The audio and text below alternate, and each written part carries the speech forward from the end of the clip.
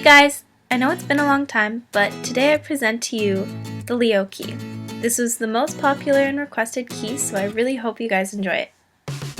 So there were a lot of comments on some of my other key videos about wanting me to be more in detail and not to cut as much out, so for this one, it's going to be a bit of a longer video.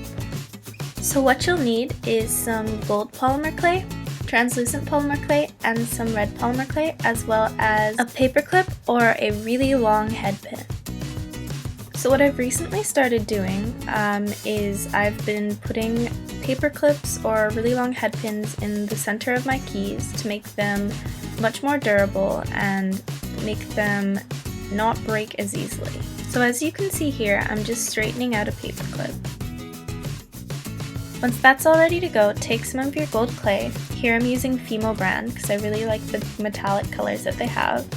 Just roll out a snake and cut it to the length that you want your body of your key to be. Now here I have a needle tool and I just made it with a sewing needle and some polymer clay. You're going to poke a small hole in the center of your log and insert your pin. Now it could be a bit tricky at first, but you just want to wiggle it all on there. And you really want to do a good job with straightening out your pin because then you're going to roll the clay around it and it's going to come out nice and smooth.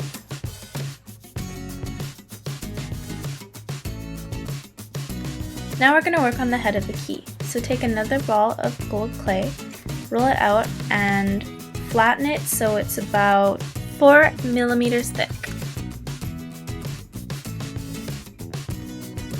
Once you have everything rolled out nice and flat, you're going to want to cut out a sort of teardrop shape, but both ends are going to be slightly pointed. After that, just smooth out the edges and make everything nice and rounded.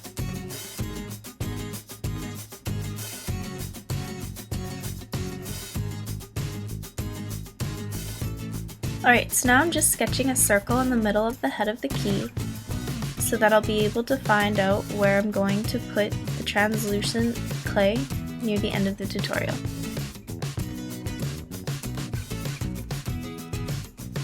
Once you're done that, you're going to take another piece of scrap gold clay rolled out to about 1 millimeter thick.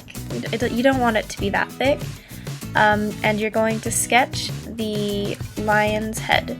Now, in the beginning, I don't really know what it looked like. It looked more kind of like a bull's head, and then by the end of it, it looks more like a lion, but I didn't think you guys could see this part too great, so I'm just fast forwarding through it, and there's going to be a picture on the screen of what it should look like.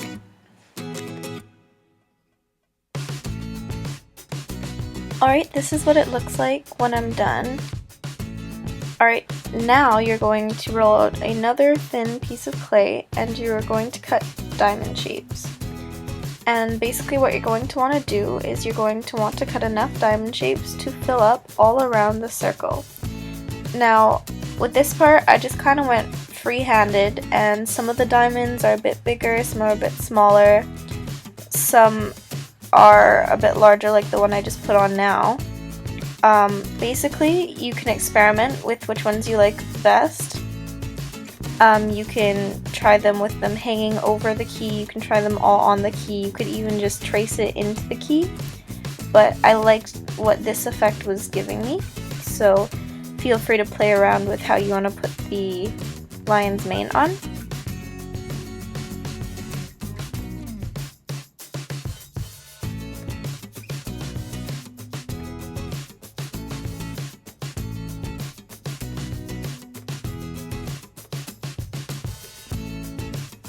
This is what it looks like when it's done.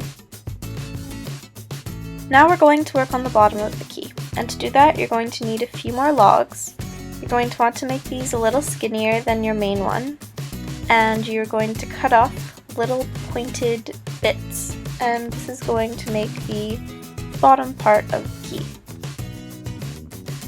You're going to want to attach them to the very base of the key, and then you're going to curve them downward slightly so that they look like little horns.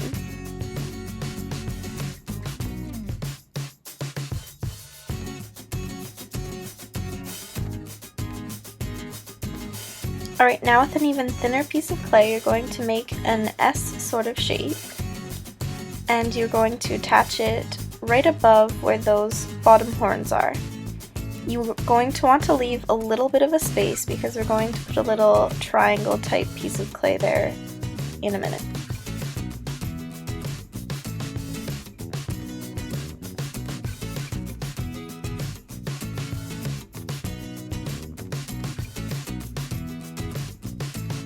Once it's attached to the base of the key, you're going to want to roll out a bit of clay, and you're going to want to make it around 3 millimeters thick, and you're just going to make a little triangle shape. And that triangle shape is going to go in between the bottom horns and the little snaked horns.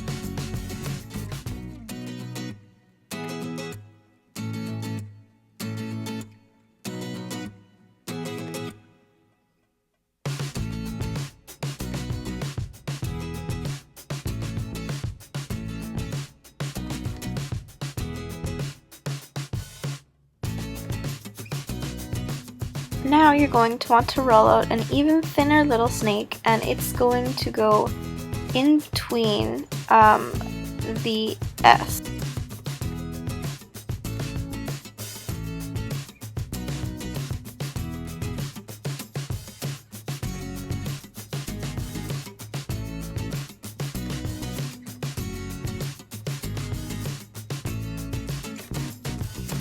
You're going to want to make sure that you smooth everything on the back as well so that everything stays on the key nice and good, especially because you're working with really small delicate pieces.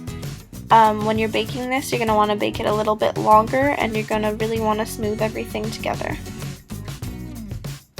Now you can attach a little blob to the bottom of the key to cover the exposed metal, and then you can just form it into a little pointed arrow head.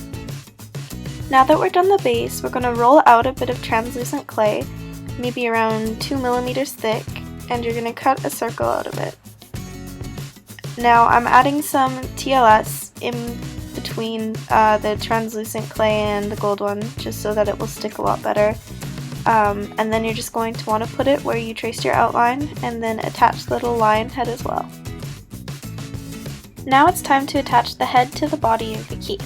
And to do that, you're just going to take your needle tool and you're going to poke the bottom of the head and put the body of the key in there. And it's really wise to use a bit of TLS there as well because it will help seal the bond. Alright, once you have your head and body attached, you're going to want to make little snakes of gold clay, and you're going to just decorate it. I put 2 underneath the head of the key and 2 above the base of the key.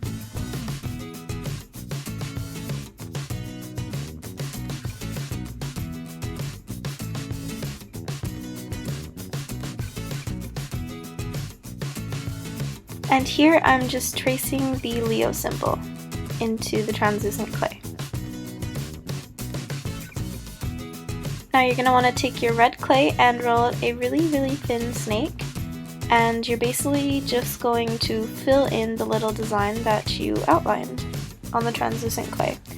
And this part got cut off as well, but just roll out another thin snake of gold clay, and you're going to want to put it around your translucent circle, and it just makes the key look a bit neater.